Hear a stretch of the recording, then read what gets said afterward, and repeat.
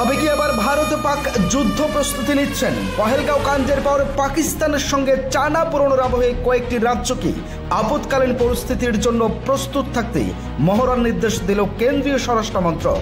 আগামী 7 মে অর্থাৎ বুধবার মহড়া চালাতে বলা হয়েছে রাজ্যগুলিকে।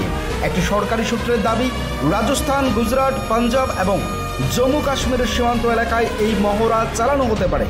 কেন্দ্রীয় স্বরাষ্ট্র মন্ত্রকের নির্দেশিকায় বলা হয়েছে, সব মিলিয়ে দেশের 244টি জেলায় এই মহড়া চলবে। মহড়া চলবে গ্রামীণ এলাকাতেও।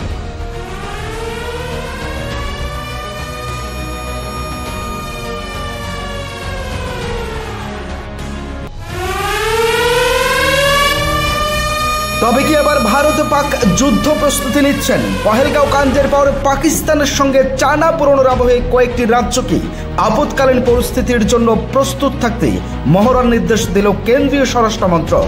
আগামী 7 মে অর্থাৎ বুধবার মহড়া চালাতে বলা হয়েছে রাজ্যগুলিকে। একটি সরকারি সূত্রের দাবি, রাজস্থান, গুজরাট, পাঞ্জাব এবং জম্মু কাশ্মীরের সীমান্ত এলাকায় এই মহড়া চালানো হতে পারে।